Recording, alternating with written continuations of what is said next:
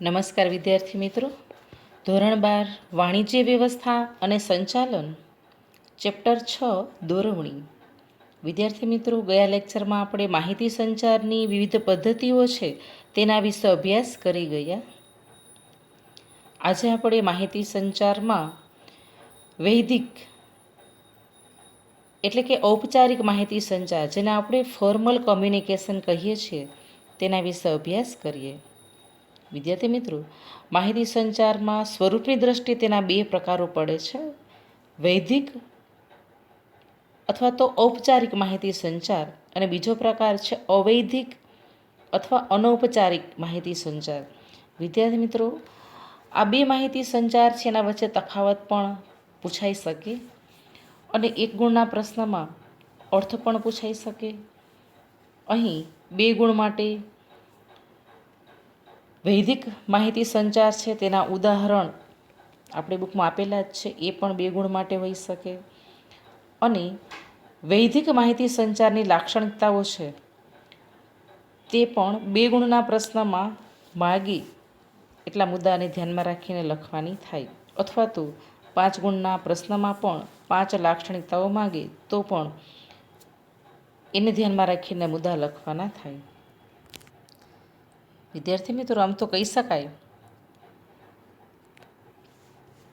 કે સ્વરૂપની દ્રષ્ટિએ માહિતી સંચાર એના 2 પ્રકાર: વૈદિક માહિતી સંચાર, જેને આપણે ઔપચારિક માહિતી સંચાર તરીકે ઓળખીએ છીએ, જે માહિતી સંચારમાં ધંધાના ઉદ્દેશો સિદ્ધ કરવા માટે વ્યવસ્થા તંત્રના નીતિ નિયમ પર આધારિત હોય તેને આપણે વૈદિક અથવા તો ઔપચારિક માહિતી સંચાર કહીએ છીએ. વિદ્યાર્થી મિત્રો, ઘણી વખત તમે શબ્દ સાંભળેલા જ હશે, ઔપચારિક અને અનૌપચારિક. તો આપણે અહીંયા ફોર્મલ એટલે કે ઔપચારિક માહિતી સંચાર એના વિશે વાત કરવાની છે. વ્યક્તિ વચ્ચેના સંબંધો ધંધાકીય એકમમાં ઔપચારિક કે અનૌપચારિક હોઈ શકે. એ માહિતી સંચાર પણ ઔપચારિક અને અનૌપચારિક હોઈ શકે. તો આ માહિતી સંચાર એવા પ્રકારનો છે કે જેમાં ધંધાના ઉદ્દેશો સિદ્ધ કરવા માટે વ્યવસ્થા તંત્રમાં જે નીતિ નિયમો ઘડેલા હોય તેને ધ્યાનમાં રાખીને આ વૈદિક માહિતી સંચાર એ કરવામાં આવતો હોય છે. એટલે આપણે એનો અર્થ એમ પણ કહી શકીએ કે જે માહિતી સંચાર ધંધાના ઉદ્દેશો સિદ્ધ કરવા માટે વ્યવસ્થા તંત્રના નીતિ નિયમ પર આધારિત હોય તો તેવો માહિતી સંચાર છે તેને વૈદિક માહિતી સંચાર કહેવામાં આવે છે. વિદ્યાર્થી મિત્રો, 1 માર્કનો પ્રશ્ન જેના માટે આપણે અહીંયા કાઉન્સ કરીએ છીએ, તમે અંડરલાઈન પણ કરી શકો, ખાસ યાદ રાખો. 1 માર્કનો પ્રશ્ન એ મહત્ત્વનો ગણાવી શકાય. આ માહિતી સંચારની વ્યવસ્થામાં ઉપરી અને તેના કર્મચારીઓ સીધી રીતે એટલે કે વૈદિક રીતે સંકળાયેલા હોય છે. વિદ્યાર્થી મિત્રો, વૈદિક માહિતી સંચારમાં આપણે એક શબ્દ સરસ યાદ રાખવાનો છે: વૈદિક રીતે એટલે કે સીધી રીતે. ઉપરી અધિકારીઓ, તેની નીચે કામ કરનાર કર્મચારીઓ છે. એ માહિતી સંચાર એટલે કે માહિતીની આપ-લે કરવાની છે, જ્યાં કોમ્યુનિકેશન થાય છે ત્યાં એ સીધી રીતે એટલે કે વૈદિક રીતે સંકળાયેલા હોય છે. અને આ માહિતી સંચારનો ઉદ્દેશ શું હોય છે એવો પણ 1 માર્કનો પ્રશ્ન હોય તો આપણે કહી શકીએ કે વૈદિક માહિતી સંચારનો ઉદ્દેશ અંકુશ અને સંકલન લાવવાનો હોય છે. તો વિદ્યાર્થી મિત્રો, 1 માર્ક માટે ખાસ અંડરલાઈન કરો કે વૈદિક માહિતી સંચાર છે તેનો ઉદ્દેશ ધંધાકીય એકમમાં અંકુશ અને સંકલનનો ગણાવી શકાય. આ પ્રકારનો માહિતી સંચાર મોટાભાગે લેખિત સ્વરૂપમાં હોઈએ છે, કાગળમાં લખેલો હોઈએ છે, નોટિસ સ્વરૂપે હોય, કોઈ પરિપત્ર સ્વરૂપે પણ હોઈ શકે. એટલે મોટાભાગે આ લેખિત સ્વરૂપમાં જ હોઈએ છે. વૈદિક માહિતી સંચાર સમજવામાં સ્પષ્ટ અને સરળ હોઈએ છે.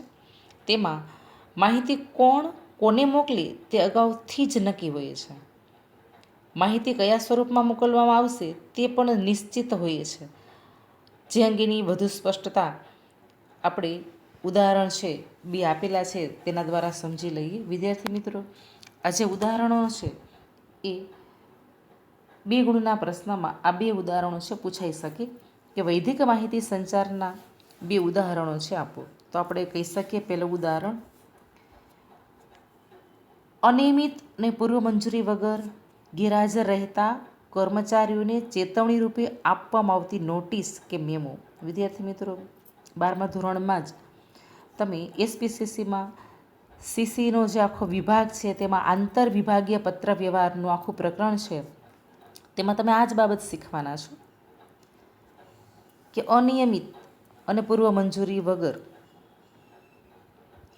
ગેરહાજર રહેતા કર્મચારી છે તેને ચેતવણી આપવા માટે ઉપરી તરફથી નોટિસ આપવામાં આવે કે મેમો આપવામાં આવે તો આ જે માહિતી સંચાર છે તે વૈધિક માહિતી સંચાર એટલે કે ફોર્મલ માહિતી સંચાર થયો કહેવાય. અહીં લાગણી કે સંબંધો છે એ કંઈ કામ આવતા હોતા નથી. બીજું ઉદાહરણ જોઈએ કે કર્મચારીને બઢતી કે બદલી માટે ઉપરી અધિકારી તરફથી આપવામાં આવતો લેખિત પત્ર. તો વિદ્યાર્થી મિત્રો, આ પણ માહિતી સંચાર છે એ વૈધિક એટલે કે ફોર્મલ અથવા તો ઔપચારિક કહી શકાય, કે જેમાં લખીને ઉપરી અધિકારી છે તેના તાબેદારને બદલી અંગેની જાણ કરે છે એવો પત્ર લખે છે અથવા તો બઢતી આપીને જાણ કરે છે. આવા પ્રકારની ધંધા કે એકમમાં માહિતી આપવામાં આવતી હોય તો એને આપણે વૈધિક માહિતી સંચાર કહીએ છીએ. વિદ્યાર્થી મિત્રો, વૈધિક માહિતી સંચારને હજુ આપણે વધારે સરળતાથી સમજવા માટે તેની લાક્ષણિકતાઓ આપેલી છે તે જોઈએ. તો આ પ્રકારના માહિતી સંચારની જે વ્યવસ્થા છે તેમાં ઉપરી અધિકારી અને તેના કર્મચારી સાથે વૈધિક રીતે સંકળાયેલી હોઈએ છે. એટલે ઉપરી અધિકારી તેના કર્મચારીની સીધી રીતે માહિતી આપતા હોઈએ છે અથવા તો લેતા હોઈએ છે. આ માહિતી સંચાર છે તેનો ઉદ્દેશ સંકલન અને અંકુશ રાખવાનો હોઈએ છે. વિદ્યાર્થી મિત્રો, આ એની બીજી લાક્ષણિકતા થઈ.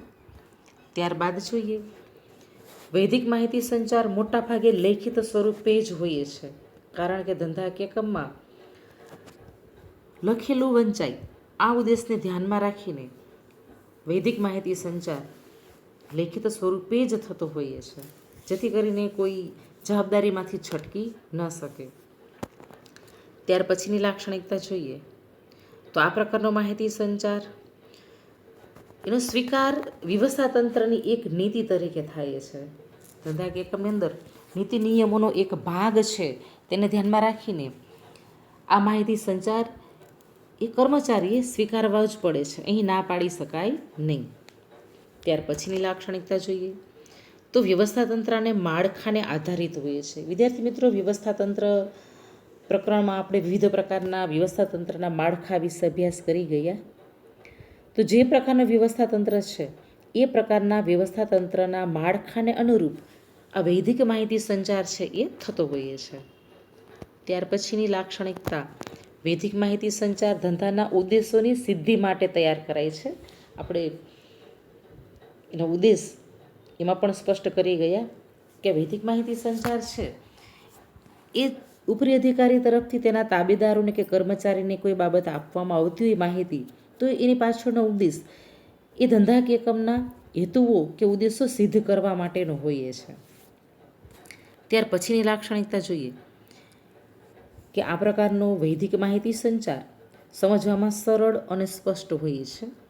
અહીં કોઈ દ્વિઅર્થી કે અટપટી ભાષા છે એ પણ વાપરવામાં આવતી હોતી નથી. વિદ્યાર્થી મિત્રો, આપણે બે ઉદાહરણ છે એમાં પણ જોઈ ગયા કે ધંધા કે એકમમાં ઉપરી અધિકારી તરફથી તેના કર્મચારીને ચેતવણી રૂપે નોટિસ આપવામાં આવે અથવા તો મેમો આપવામાં આવે તો તેનું ફોર્મેટ એ પણ નિશ્ચિત સ્વરૂપે જ હોય છે. એટલે સ્વાભાવિક છે કે તાબેદાર તેને ઝડપથી સમજી શકે. બદલી માટે કે બઢતી માટે જે હુકમો આપવામાં આવે છે એ પણ લેખિત પત્ર સ્વરૂપે જ હોય છે. તો આ પત્ર છે એ પણ એનું ફોર્મેટ વ્યવસ્થિત કરેલું હોય છે, જેથી કરીને જેને માહિતી સંચાર આ મળે છે તે સરળતાથી એ સમજી શકે એવું સ્પષ્ટ હોય છે. વિદ્યાર્થી મિત્રો, આ વૈધિક માહિતી સંચાર એ ધંધા કે એકમ છે તેના નીતિ નિયમોના ભાગરૂપે આપવામાં આવતો હોઈએ છે. અંકુશની દેખરેખ માટે કરવામાં આવતો હોઈએ છે. આ પ્રકારનો માહિતી સંચાર છે એમાં ઓછી પરિવર્તનશીલતા, ફેરફારો છે ઓછા થતા હોઈએ છે. ધંધા કે એકમમાં કાર્યસ્થળે અને સમયે આ પ્રકારનો માહિતી સંચાર છે એ થતો હોઈએ છે. અહીં માહિતી મોકલનાર અને માહિતી જે મેળવનાર કોણ છે તે અગાઉથી નક્કી કરેલ જ હોઈએ છે. એટલે ધંધાકીય ક્રમમાં આ પ્રકારે માહિતી સંચાર શક્ય બનતો હોઈએ છે. વિદ્યાર્થી મિત્રો, ધંધાકીય ક્રમમાં વિવિધ વ્યવસ્થા તંત્રના જે સ્વરૂપો છે એને ધ્યાનમાં રાખીને સંસ્થાઓ, શાળા, કોલેજોમાં પણ આવા પ્રકારનો વૈધિક એટલે કે ઔપચારિક, જેને આપણે ફોર્મલ કોમ્યુનિકેશન કહીએ છીએ, એ થતો હોઈએ છે. હવે પછીના ટોપિકમાં આપણે અવૈધિક એટલે કે અનૌપચારિક માહિતી સંચાર તેના વિશે અભ્યાસ કરીશું. ધન્યવાદ.